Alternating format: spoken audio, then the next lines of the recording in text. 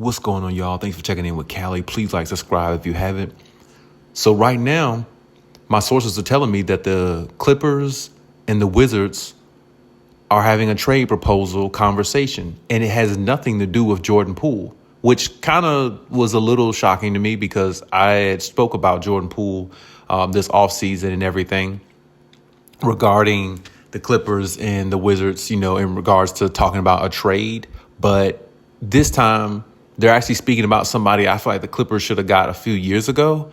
And I'm not sure really if it's really worth it at this point. And the person I'm talking about is Malcolm Brogden. Malcolm Brogdon's good. Last year, he averaged like 15 and 5 with Portland. He was shooting about 44% from the field. But this injury that he has with his hand, I think he had another injury too as well. It's kind of mysterious to me. And I don't know if this is a situation I think the Clippers would want to jump on. Now, a few years ago, or maybe a year or two ago, I would have said, yeah, I definitely would have said, yeah, to this trade proposal, because hypothetically, I wouldn't want the Clippers to rid of Norman Powell, but or Terrence Mann, and that's what the trade proposal would have been, I believe, at that time. I don't think it would be the same now, because I'm not sure, or I don't really believe that Malcolm Brogdon's trade value is really that high anymore, or high enough for it to really be an issue for the Clippers to bring him in. Honestly, I think the Clippers can almost just, I think the Wizards would almost give him away. Honestly, I think if the Clippers just gave, a couple bench players away or something like that, and maybe a pick if they have one, which I don't think they have, but maybe a future pick or something like that. They want to give that away, possibly. But more so, if they were to go through with this, it would probably, the trade more likely to probably involve, PJ Tucker.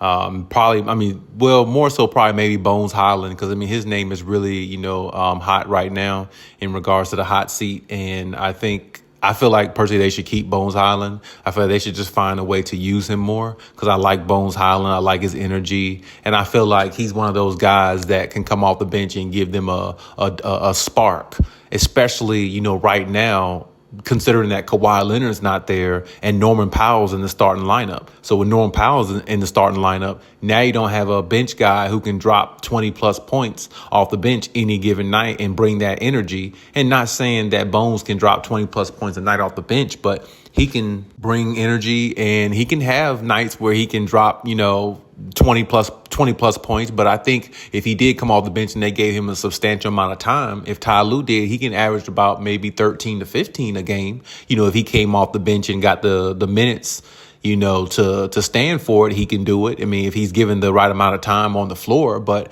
I think the Clippers pretty much have sealed the deal with him. I think more so probably because when that so-called rift happened last season about PJ Tucker having a little outburst by not getting no playing time and things like that, I feel like Bones, from what I remember, Bones sided with him in regards to that. So I feel like that's where Bones got put in the doghouse along with PJ Tucker, And it really just went downhill from there for both of those players. And where they are now, it's all about being on the trading block for them. And I feel like the Clippers are really trying to find a home for Bones, like even quicker than anybody else on the team that they might even be thinking about trading. So the Malcolm Brogdon thing, I would say, yeah, I feel like he would be a good fit for the Clippers, because he would be a good backup to James Harden. He's a point guard who doesn't turn the ball over. He can handle the ball to the point where he'll just, find everybody in their spots once he gets comfortable. And he is a knockdown shooter as well. And that makes a hell of a difference. Not saying James Harden isn't, because James Harden is also, of course. But at the same time, I look at Malcolm Brogdon as being more a in control type point guard / guard, because like I said, his turnover ratio is not high. He doesn't turn the ball over much. And like I said, he's more efficient because he shoots high percentage shots. He's almost like Kawhi Leonard in that way, except he's just a role player, but still he's not Kawhi. But I'm just saying he's one of those type players where he doesn't have bad shot selection, so it doesn't hurt you when he's on the floor. He really only helps. And he can play a little bit of defense. He's not the best defender in the league, but he's one of those guys that is, pretty formidable on defense. I wouldn't sleep on his defense. I've seen him defend at a high level when he was especially with the Celtics. And, I've seen him play at a very high level, for his role.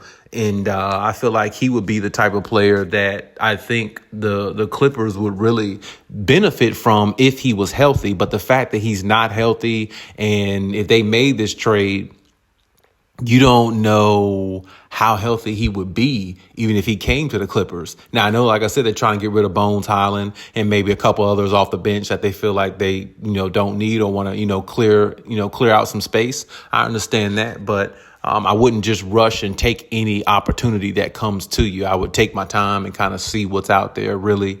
But I mean, honestly, maybe from the Clippers standpoint, they're looking at it that Bones Highland would be a perfect, swap trade for somebody like Malcolm Brogdon, because they're not playing Bones Highland either. It's almost as if Bones Highland is injured too. You know what I'm saying? It's almost as if he is, because he's not playing like he's injured. You know what I mean? He's just sitting on the bench and, being a cheerleader. And I mean, Malcolm Brogdon can do that. You know what I mean? So that's not hard to do. So, I mean, I guess maybe they're looking at it like if the Wizards are, saying all the right things and they're willing to give it a go, we're probably going to give it a go. And let Bones Highland go over there, and then Malcolm Brogdon come to the Clippers. And as I said before, I don't think Malcolm Brogdon is one of those type players who will hurt your roster whenever he's on the floor. I think he's one of those guys who will always help when he's on the floor, always, assist and not try to do anything outside of his means. And I think that's one of those safe type players, that a safe type trade you can make. Personally, though, as I said, I'm not sure if this would be the right move right now, because I don't know the severity of his injury. And this injury was lasting from, I believe, last year with the Portland Trail Blazers going into this season. And he hasn't even played, I don't think, the first 3 games this season. So, I mean, that's another issue right there. So, I mean, me personally, if you're asking me, I would stick with Bones Highland myself and keep the roster the way it is. I wouldn't even really try to ingratiate or bring anybody else in at this point. Just kind of gel with what you have, keep going with what you got, and, keep building, keep working. You know what I'm saying? There's more improvement that needs to be done. And to me, I would just keep the circle the way it is with what you have in it. I wouldn't try to go out and get anybody else right now specifically.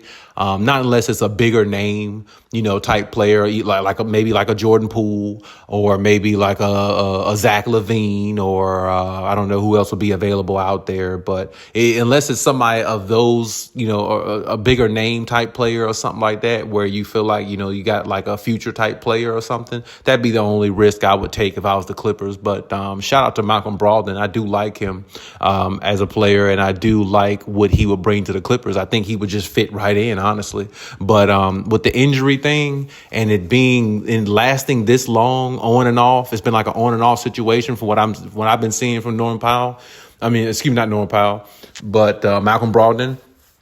I would probably just hold off on it. But you guys let me know what you think in the comment section, whether, the Clippers should take that risk, or, whether they should just, keep things the way it is.